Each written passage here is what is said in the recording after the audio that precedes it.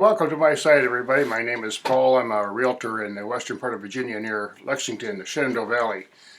And today I'm going to address the age-old question of how much does land cost, of course, in Virginia, where I specialize. Now, I don't do a lot of commercial land. I don't do any actually commercial right now, but I do talk to people in that industry, and I also notice what's going on, and I read newspapers and so on, and things that are going on. So I'm not going to get into the price of large properties such as mall strips and things like that. But this date right now was the end of early part of February in 2022. So any prices I might mention right now might be considered a time element, the time you watch this video and so on. But I want to get some broad ideas about pricing in general and what to look for. Of course, when someone asks, well, how much does land cost? You say, well, where is it? That's the whole thing, location. But it's a little bit more complicated than that because there's a lot of categories of land. For example, I have a little note here. The question is, of course, where is it? Where is the land? And then the type of land. Is it farmland? Is it commercial land? Is it good soil? Is it steep? Is it wooded? Is it open? Does it have a stream? And so on. So you get that. Timber and soil, of course, are two elements that are very important. In the state of Virginia, there's a lot of agriculture and a lot of timber. In the Piedmont area of Virginia, where I don't really spend much time, but I'll show you a little map of Virginia. Where I live is right in this area here. I don't go too much over this area where Richmond and so on. And the Piedmont is a lower area of Virginia where it's flatter. It's a little rise, a significant rise from the coastline, but it's mostly plateau type of land, and then it starts to rise into the Shenandoah Valley, the Blue Ridge Mountains, and so on. So in the Piedmont area of Virginia, there's a lot of timber harvesting. There's a lot of large open farmland. It's sort of rolling. There's a couple rivers that flow through there, and they do a lot of pine harvesting. They agree. Over the time, in the old days especially, when people moved to Virginia, they had a lot of timber on the land, very, very large trees, and they slowly cut them all down because without a sunny area to grow your food, then you have to cut down trees, so it's a necessity. But over the years, a lot of these forests have grown back, and there's a lot of hardwood still in Virginia and parts of Virginia that have not been harvested. And I was involved in a property last year in which there were 45 acres, and some of it had not been timbered for a good 50 years or so. And now you start getting some rather large oaks and so on. And there was a number of them in there, quite a good timber harvest possible. Now, she didn't necessarily want to cut that down, but the price of the land that she bought had to involve an assessment of what is the quality of the timber on that piece of land and what are the options for. There's a saying in real estate, all the best possible use of a property. So whatever that is, that's for the people involved in the transaction to kind of figure out. You get city developers who will say, zone properties a certain way. I focus on a rural area where land has a large variety of types, and as far as the pricing, I'll go through that in a minute here. But a lot depends on what the plan for the use is. If it's going to be a commercial use, such as timber or cattle don't really do much. If you have land that's geared entirely for cattle, and it has a long history of cattle, you'll see that the cattle make some ruts and everything, and it kind of, there's a certain effect that cattle have over many years on a piece of property. But typically, it won't have a lot of forest on it because the cattle like to graze and they want to have access to some stream or a pond or something. So good cattle land is very valuable because those cattle, they just eat away and wander around the property, and you got to fence them in and stuff, and now and then the big truck comes up and off they go. That's how it kind of works out here. So the land, there might be a situation where someone would like to build a home on some nice land, but then the person who owns has also an interest in, well, that's really good cattle land right there, Sonny. maybe I'd like to buy it, and they offer a little higher price because, you know, you're in competition with a different market. Now, in the last few years, I've been around here. I drive all around the Shenandoah Valley. I'll show you a little bit about where it is. This is the upper Shenandoah Valley up here. This is Stanton, and this is the upper Blue Ridge Mountains. I live like down in this area, and it continues. This Shenandoah Valley goes all the way down here. They call it the Shenandoah Valley, even though the main part of the Shenandoah River is up in here. And all this land in here was highly prized for tobacco and horses and cotton and everything in all the history of this country. So it's a really gorgeous area. So the good news is there's an awful lot of land and it's not being used. I have a pilot license and I fly around a small pilot plane, and you see just miles and miles and miles of open land. I've driven on roads. I went down like 20 miles down a gravel road one time, and I saw one pickup truck going the other way. That's about it. You could do that here in parts of Virginia. So let's say a parcel of land is wooded, raw. I'll give you an example of a parcel I saw not too long ago, last year. And it was been on the market for quite a long time, and it was like, I think it was like 100 acres, 99 acres, and it was coming close to about $1,000 an acre. But that's pretty cheap land, okay? That's almost the bottom land, you know, what you think for a 220-foot square piece of property is a pretty big chunk. In many suburbs right now, an acre lot is a pretty decent sized lot in some suburbs. And if you have a 2 or 3 acre, I mean, that's gold, because some people will put like a house on every 4 houses on 1 acre of land, see? But out in the countryside, it's very different. So this particular property had some negatives going for it, because first of all, there was no roads at all, and it wasn't exactly, you know, flat, nice land. It was hilly and, you know, a lot of rocks and trees and so on. Eventually, someone bought it, I guess, and they put out a, you know, make a little driveway in and maybe clear a couple acres and so on and have a little homestead there. But for $1,000 an acre, that's a pretty expensive building lot if that's all you're going to do with it. So someone might have said to her, okay, well, I know how to harvest some of these hardwood trees, and there's enough good ones in there right now, so I'll harvest some out, make some timber, sell it locally, maybe use it for myself. And then, you know, there are people who are out in the countryside are very industrial and very adept at doing things. So again, if you find a piece of property, if you bring the skills to it, you can get a low price going in, but you have to bring something to the table and immediately start improving the land, and then you can make it more marketable. Now, land can be subdivided. A lot of people, for example, who buy big chunks of land, if it's a decent property and it has access to water and all the local septic and so on goes through there, then a developer might come in and say, okay, I'll buy like 50 acres and I'll put maybe 10 houses on there and a lot of open space and make a nice little subdivision there. And then they're going to pay a little lower. They're going to pay more, like the $2,000 to $3,000 to $4,000 an acre, or even more, depending on what kind of land it is. But what I deal with mostly, for example, is a small parcel for a homestead. So I want to talk a little bit about that for now.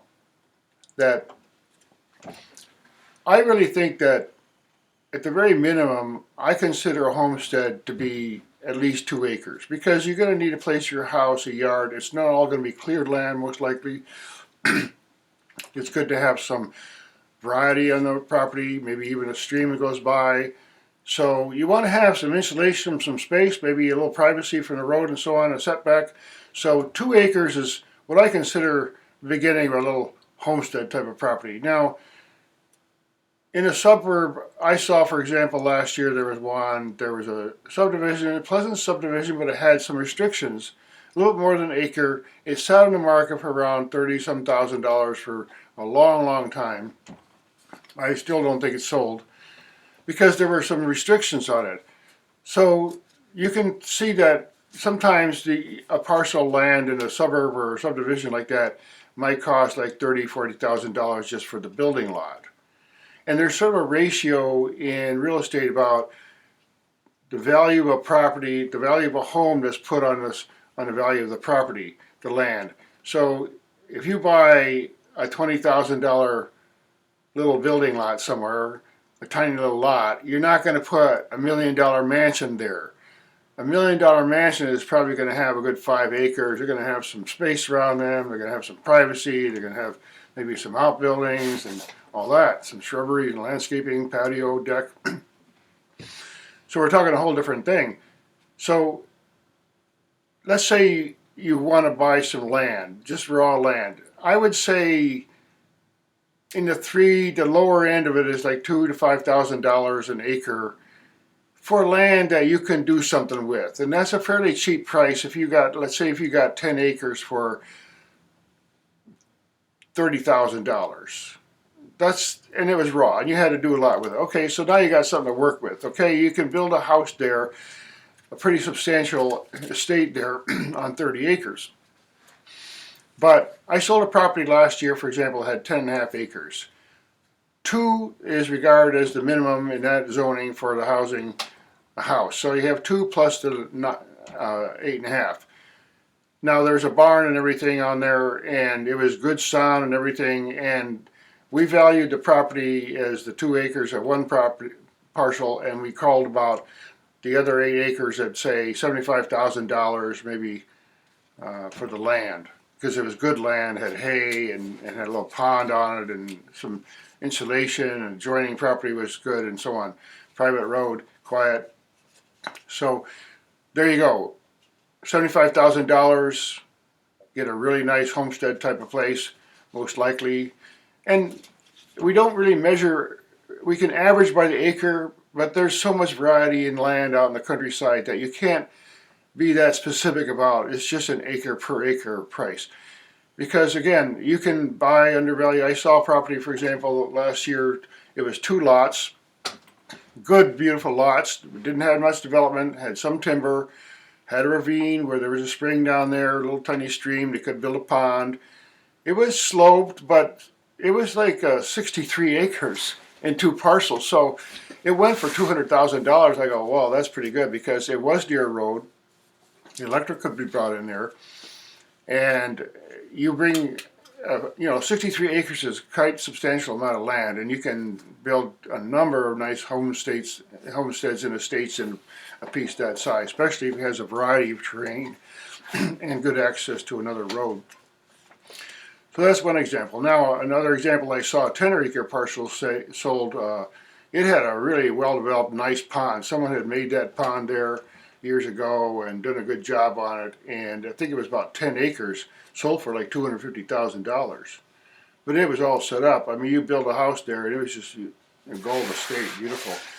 Yeah, you build a really nice, if you have 10 acres, that's a lot of room. There's also kind of on a corner, so you have access from both sides, and you had some sun and good soil and all that. So I was not surprised to see it got a good price, because it's very expensive to build a really nice pond. You have to get all the permits, takes time, and if there's one that has a nice dam there and it's all established, that's I don't know, it's hard to even put a price on it, because I don't honestly see very many ponds. I do see some, but typically the larger ponds take some money to develop and everything, and sometimes people in the old days had built a dam, but slowly those kind of ponds slowly might fill in with the silt and everything, and that's what happened. I sold a property last year that had that. The pond had, beautiful pond, had slowly gotten smaller as the years went by.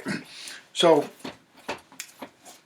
a homestead, 30,000, 50,000, 75,000, you get a nice piece of land, and has some decent value to it, probably has good water, soil, some elements like that. And you can bring in the zoning, again, the zoning is important. What is the zoning? If it's residential, agricultural use, the agricultural is an industry out here in Virginia, so naturally that the counties and the states and the local people feel like, well, if it's good farmland, you better put it into some use. We don't want to see, like at White Plains, New York, in that area where there used to be some beautiful farms near New York City, but they're long gone about 50 years ago. So land prices, again, I've seen lots go for very, very expensive lots. If you have a really beautiful setting and beautiful views and maybe 30 or 40 acres and all that, then you might see a price go like $100,000 or more for just a lot, a good piece of land. Depends if it's really, really choice. There are people out in the countryside who own land for a long time, and they have the money, the wherewithal to buy these big chunks sometimes. There are not as many of these people, but there are some out there who own land for generations, and some of them have very large parcels. And now and then, if you're lucky, they'll sell something. But if they have a cattle industry growing and they want to hand it down to their family, they're more likely to buy land than sell land. So there are also a lot of absentee owners, and you can get on the information services and find out where these people are and send them a letter. I do that all the time, actually, part of my marketing. And people out of town, they don't realize they're just paying taxes. Maybe they inherited land in Virginia when they live in California, and they don't even know, grandma left them some land out there, and they don't care because it's not making any money. They pay a few $100s a year in taxes, and so that kind of situation happens. If you really look hard, again, land has so many variables. It's really hard to put a price per acre situation. Figure in your mind that what you're going to bring to the table and your investment in it, and you can upgrade a property very quickly sometimes, and if you have some tools and equipment, some knowledge, some friends, you can very quickly make a property worth a lot more and subdivide it. You can buy a very large chart. If you buy 50 acres, you don't mind selling a 5 acre parcel might get you $30,000, and that may pay for a whole lot of other things that you want on your property. So there's a lot of ways of thinking about it, not just the ultimate cost that you have going in, but what you can do and whether that'll be an increase in value as soon as you move in.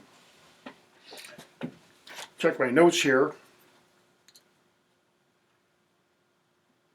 I covered a little bit about the ranges. I figured, okay, 5 to 7,000. Now you're talking about homestead, small home, because if you are a homeowner or you want to build your own home, for example, and let's say you want to build, just for you makes easy, 1,000 square foot house, and let's say you're going to be willing to pay about $150,000 to build your house. Okay, now if you buy a $30,000 lot and you put a septic and a well on there, and you have a nice house there, you put $150,000 in, and now you got like about $200,000 into the place, you can sit there for a while and be confident that that will be a $250,000 nice little lot someday, because that's a fairly common price range from $200,000 to $300,000 for a nice living space, for a young family or retiree. So think about, again, what you're going to bring to the table when you buy property. You have some money going in, but it's not an expense if you're buying an asset, and it's a valuable asset. Unlike stocks where you just put some money there and maybe it'll go up, maybe it'll go down. But if you buy the right property going in and you do the right thing to it, then it's going to go up because you're putting your own value into it, you see. And I've met people in this business where this guy had money. He has the stock market. So his hobby was he just maintained this beautiful 40-acre parcel. Had hardwoods. He made some nice passageways for the deer and kept all the beautiful hardwoods. He harvested all the junk trees and sold the firewood. And he had a big low area where there's a stream and field. And he built a barn there, a pole barn, and he just upgraded that property. So he had bought the property, I think he said it was like $55,000 or something years ago. And then maybe it was more, but maybe it was 85. But anyway, he put a barn into it. So he had like about $150,000 into this property. And I said, you could probably get easy for this beautiful place, the way you prepared it and everything, the sun, the variety of terrain, the views up at the top. You could easily sell this property for $300,000 to a smart buyer, because it's a multiple use of purpose. You can have a farm, you can have hunting, you can have everything there. So again, you bring to the table what you bring to your property that you're purchasing is going to be a very big element of what we call value. So think about a property in terms of an investment, a product that you're creating. Soil can be tested. Matters where soil is. You don't want to have a soil where it's too steep a ground, where a lot of runoff and there's a lot of streams and hills in Virginia. So if you have lower lying land, that you can expect that there's going to be water coming down that hill, and sometimes you can harvest that water and direct it in flows and make channels for it, and maybe even build a little pond. So again, having a really good knowledge of how to develop land and how to develop a property as soon as you get a hold of it is going to be your biggest asset in pricing and finding good property for yourself. So I don't want to run these videos too long. I appreciate all the feedback, and please like and share if you find some interesting content here. And I'm going to be making more videos about homesteading and buying property and selling property here in Virginia. I love Virginia. Virginia's for lovers, and my saying is, Virginia, visit for fun, stay for life. We need homesteaders, builders. Please come here. It's a long tradition of it. It's well supported, and there's a spirit of freedom here in this part of the country that you'll love. So thanks again for listening, and I hope to see you in some of my other videos.